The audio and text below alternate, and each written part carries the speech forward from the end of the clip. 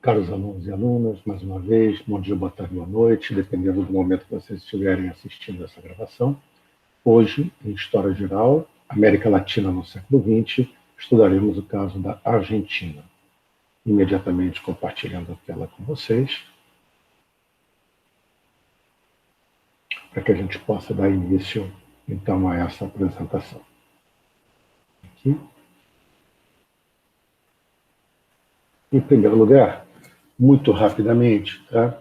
Argentina, passagem do século XIX para o século XX, né? Um governo politicamente dominado pelas oligarquias, como todo o restante da América Latina, isso, o caudilismo, aquela relação dos proprietários com os seus peões, com os seus trabalhadores, a relação fundamental de clientelismo, como era o coronelismo, próximo ao que era o coronelismo no Brasil, uma economia primária exportadora, baseada fundamentalmente na exportação de carne, de lã, de trigo. A carne ganhou um dinamismo muito forte, a pecuária ganhou um forte dinamismo com a invenção, né, e colocação no circuito internacional de frigoríficos, navios frigoríficos, que agora você poderia bater um animal na Argentina, congelar a carne e mandar, inclusive, para os Estados Unidos, para a Europa Ocidental. O Reino Unido era o grande comprador dos produtos argentinos.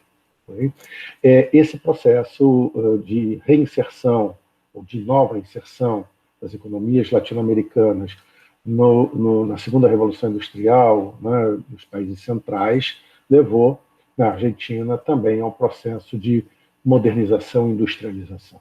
Isto é, né, a ideia de trazer, a implantar plantas industriais na América Latina, como aconteceu no Brasil, no Chile. Bem, na Argentina, isso foi de forma mais acelerada.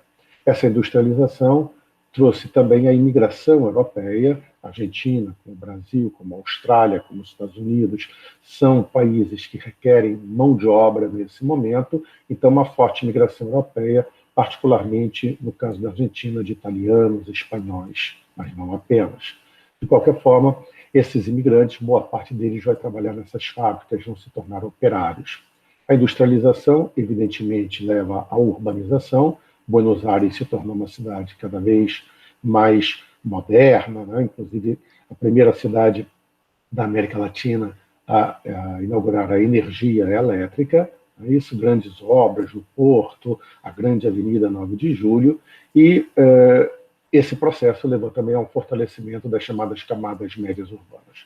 Ocorre o que ocorreu em todas as partes da América Latina, onde esse processo se desenvolveu.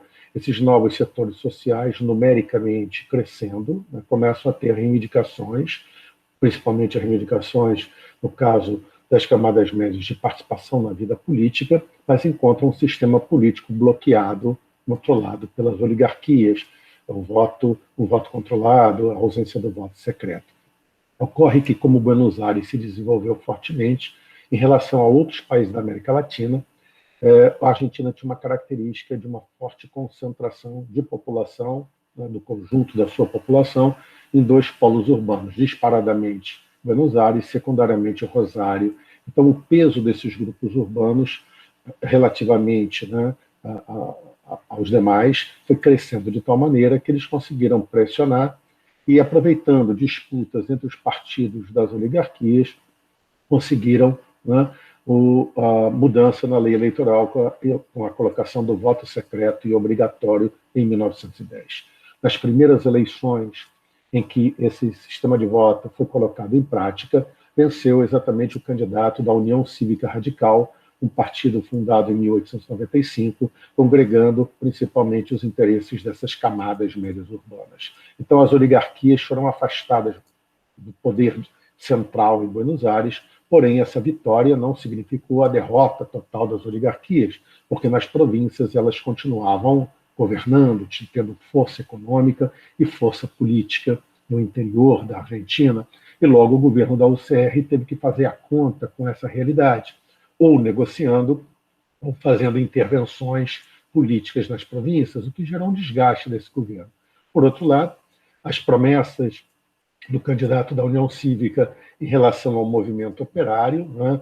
Uma legislação trabalhista e social não se completavam, né? E houve, então, uma movimentação importante desses grupos operários, principalmente ligados ao anarcossindicalismo, e realizaram protestos, greves, que foram duramente reprimidas. Essa repressão, a chamada Semana Trágica, levou a que esse movimento operário se afastasse da UCR, não visse a UCR como um partido que os representasse ou pudesse ter alguma ligação com eles. Isso é uma questão para a gente interpretar mais corretamente o surgimento do movimento peronista mais adiante, que é o nosso tema, um dos temas centrais dessa apresentação.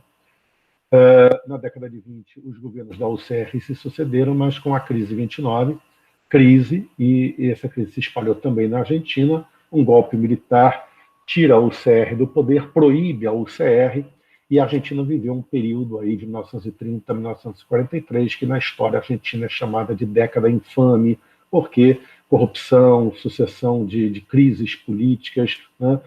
Apesar de tudo isso, como em outras partes também na América Latina, como no caso do Brasil, a crise permitiu, né, que houvesse um segundo, permitiu não, incentivou que houvesse um segundo momento no processo de industrialização por substituição de importações. Tá?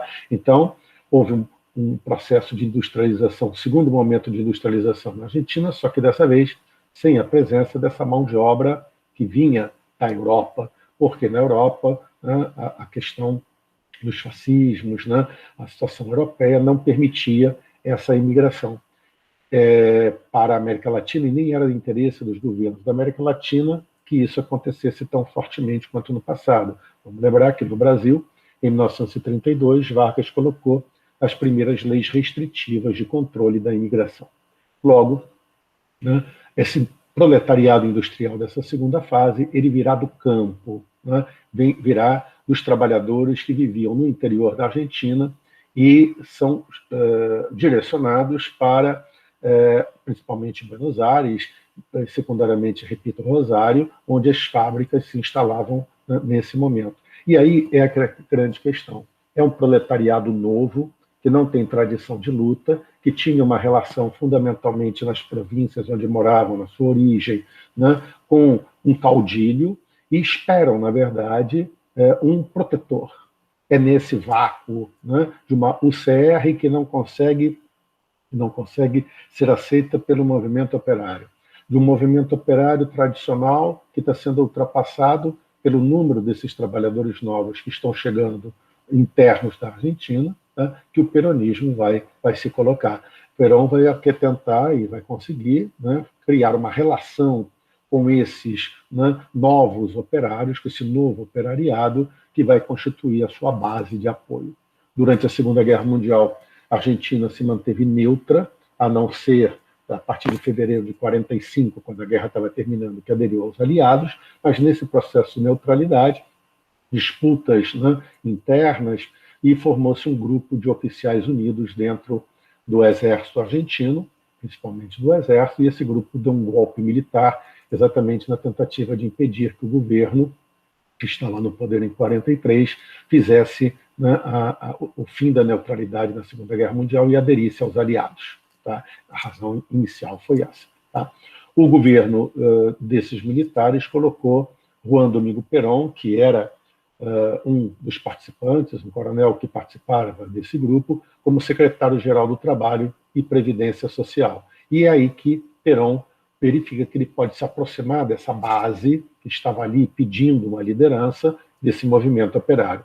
Ele começa a fazer medidas em relação ao movimento sindical que são semelhantes àquelas que Vargas fez no Brasil, né? Apoiar o movimento sindical, mas, ao mesmo tempo, criar medidas para controlá-lo, para que ficasse sob a esfera do Estado. Ao mesmo tempo, uma ampliação da legislação trabalhista que, diferentemente do Brasil, incluiu também os trabalhadores rurais. Com isso, Perón foi ganhando uma força muito grande de popularidade. Tá certo? A Segunda Guerra Mundial, terminando, gerou também divisões dentro desse grupo, porque o final da guerra estava mostrando que a vitória dos aliados seria uma realidade. Então, aquela razão inicial do golpe já não tinha mais tanto sentido. De qualquer forma, Perón fazia lá o seu caminho, muito fortalecido, acumulou o cargo de vice-presidente, contava com o apoio desses setores populares, mas, por outro lado, com descontentamento de setores do empresariado e, principalmente, dos proprietários de terras que não aprovavam a inclusão das na legislação trabalhista. Por outro lado, setores militares também não viam com bons olhos esse fortalecimento do coronel Perón. Em 1945, Perón foi preso, acusado, seu irmão teria, junto com ele, tramado atos de corrupção, tudo bem, mas um movimento popular muito estimulado por Eva Perón, isso que tinha conhecido uma atriz de cinema e depois atriz de radionovela, né, muito popular, tinha se aproximado de Perón, né, namoravam, etc. e tal. Perón preso, houve uma radicalização no sentido de que Eva Perón foi para a rádio e os grupos sindicais se organizaram para reivindicar a soltura de Perón. E nós tivemos em Buenos Aires uma participação de centenas de milhares de argentinos indo à frente do quartel onde Perón estava preso, exatamente exigindo a sua soltura. Diante disso, o governo cede, Perón é solto e participa, então, das eleições presidenciais de 1946 como candidato. E aí, vence as eleições, ponto central para a nossa apresentação de hoje, um dos pontos centrais, as características fundamentais do peronismo, que são características daquilo que alguns denominam de modelo populista de liderança. A liderança carismática e a importância da sua agora esposa, ele casou-se com Eva Perón em 1946, tá? Uma liderança carismática, tá certo? A ampliação da legislação trabalhista e social, base para o apoio dos chamados descamisados, que seriam os operários argentinos, os trabalhadores argentinos mais pobres, então a proteção aos trabalhadores, o corporativismo, aquela relação de sindicatos controlados pelo Estado, pelo aparato de Estado, e a poderosa Confederação Geral do Trabalho, o elo de ligação com o Estado.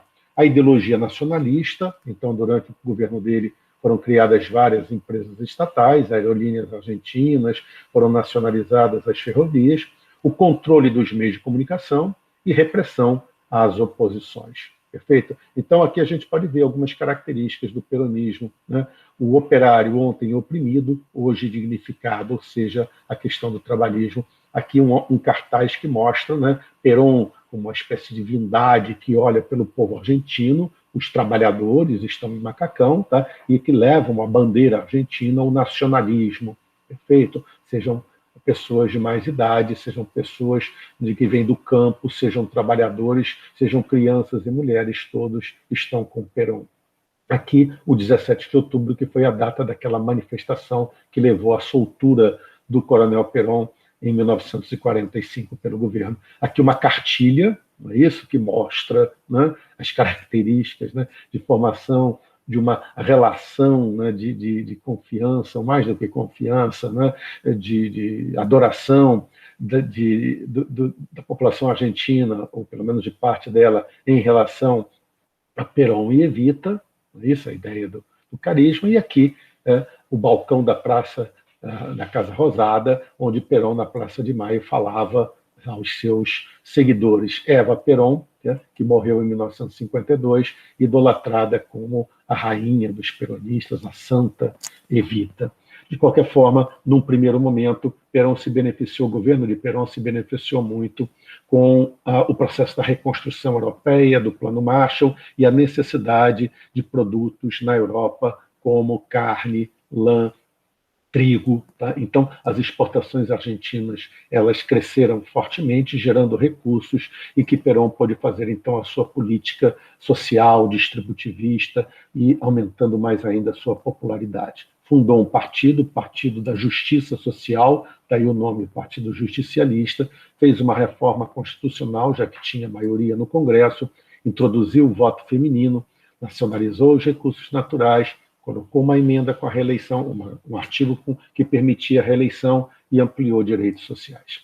Reeleito Perón, só que aí já é um segundo momento. A reconstrução da Europa já se fez, outros países passam a ser também fornecedores dos mesmos produtos argentinos para a Europa, particularmente aí a Austrália, o Canadá, etc. E houve uma diminuição, então, daquela entrada de recursos, obviamente um aumento de inflação, e diante da crise cresce a oposição.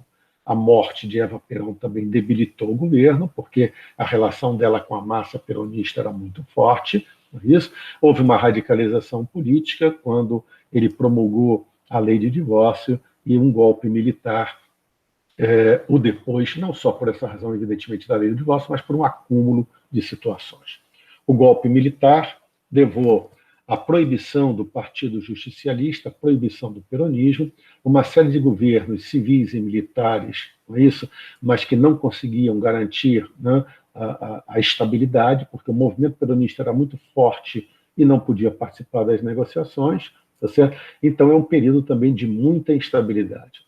Do lado do movimento peronista, uma radicalização, fruto também das repercussões da Revolução Cubana, e surge um movimento de jovens peronistas, denominado Montoneiros, que parte para a luta armada, acreditando que seria assim que o peronismo retornaria ao poder, e entende que o peronismo é, na verdade, um movimento socialista. Por outro lado, um grupo trotskista, Exército Revolucionário do Povo, também começa a fazer uma série de ações armadas. A situação na Argentina começa a se tornar um tanto quanto, no mínimo, caótica, tá? Sequestros de empresários, sequestro e morte de políticos, etc. e tal, assassinato de políticos. Diante dessa situação, tudo bem, um golpe militar em 66, radicaliza-se mais ainda a questão, a vida política argentina, a crise econômica, não é isso? E diante dessa situação cada vez mais caótica, com grupos estrangeiros se retirando da Argentina porque não sentiam segurança, muitos vieram inclusive para o Brasil, no caso da Fiat, por exemplo, tá? O governo militar, instalado em 66, resolve permitir outra vez a organização do peronismo, dos peronistas, e convocar eleições gerais. No caso dessas eleições, Perón estava no exílio, tá certo? Mas começa a preparar a sua volta, chega inclusive a visitar a Argentina, ele estava na Espanha, perfeito? E quando surgem as eleições, perfeito? Perón retorna à Argentina, o candidato peronista era Héctor Câmpora, tá bem? Mas na volta de Perón ficou claro a divisão dentro do movimento peronista, um choque no aeroporto para recebê-lo, milhares de argentinos acorreram ao aeroporto de Ezeiza para receber o velho líder que voltava, e ali houve um tiroteio entre o peronismo tradicional vinculado aos sindicalistas e os montoneiros. Tá? Essa situação, esse tiroteio, evidentemente, não permitiu que houvesse a saudação a Perón e mostrou, isso é o mais importante, a divisão das correntes peronistas. Câmpora venceu as eleições, renunciou, tá? Para que novas eleições fossem convocadas, e dessa vez Perón era o candidato. Em outubro de 1973, Perón assumiu o seu segundo mandato.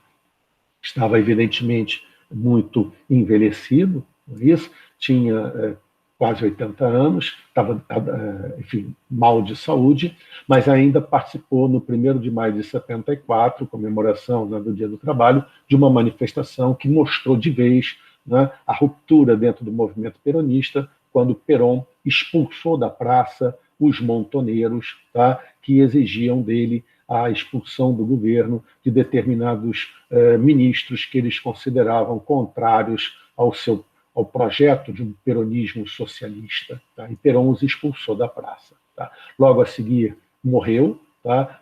Um mês e pouco depois, e assumiu, então, a vice-presidente, que era a sua terceira esposa, Maria Estela Martínez de Perón, que não tinha nenhum conhecimento efetivo da política argentina, tá? E o governo dela é o governo mais caótico ainda, porque a violência política extravasou, formou-se um movimento chamado Aliança Anticomunista Argentina, que era uma milícia, um grupo paramilitar à direita, né, que atacava os grupos de esquerda, a esquerda reagia. Essa escalada de violência levou a um golpe militar que se fez exatamente contra, né, principalmente, os grupos de esquerda, mas, de qualquer maneira, proibiu o Congresso Nacional, fechou o Congresso, instalou um regime fechado, ditatorial, completo, com censura e uma ditadura que foi a mais violenta ditadura argentina de todo o período. Aqui, algumas cenas, não é isso? A posse de Câmpora,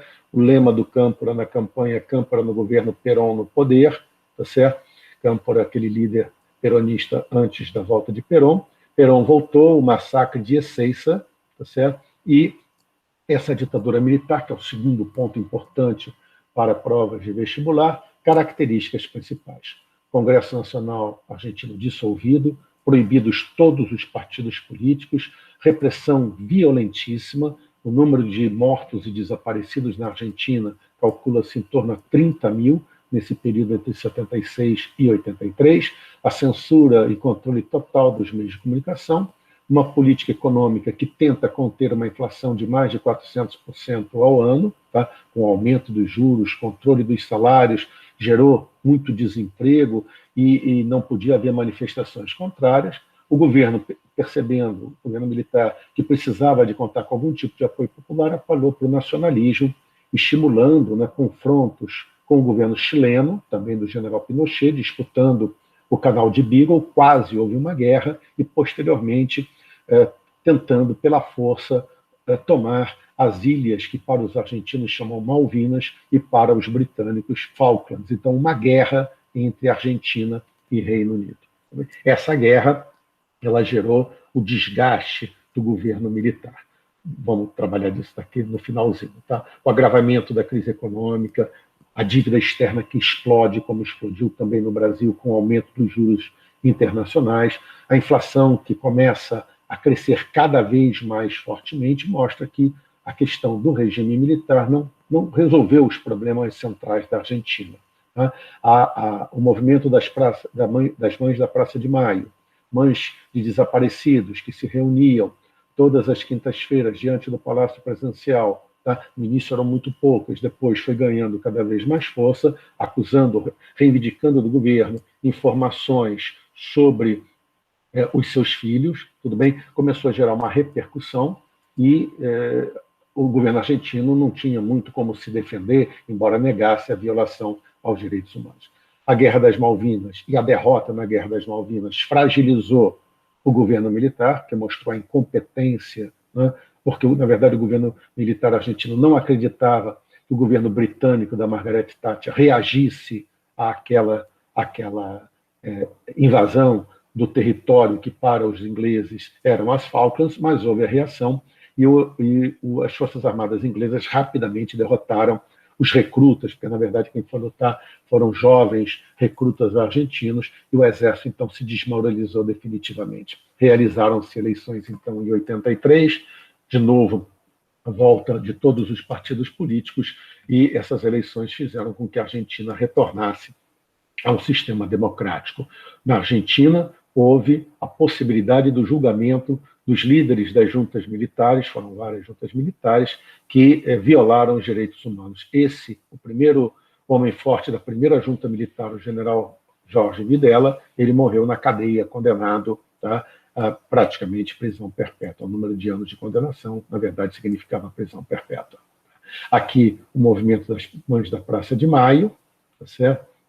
Aqui, a Guerra das Malvinas, que no início, o general Galtieri, que era o líder da junta, ao afirmar a intervenção militar e a recuperação das Malvinas, conseguiu um forte apoio popular. É aquela coisa do nacionalismo, não é isso? Que chama as pessoas para a rua. No entanto, a derrota fez com que, né, esse governo militar se fragilizasse e fosse retirado do poder definitivamente. Perfeito? Com isso, eu encerro a minha apresentação. Agradeço mais uma vez a paciência de vocês de terem, né, me escutado. Desejo a todos saúde e paz. Um grande abraço.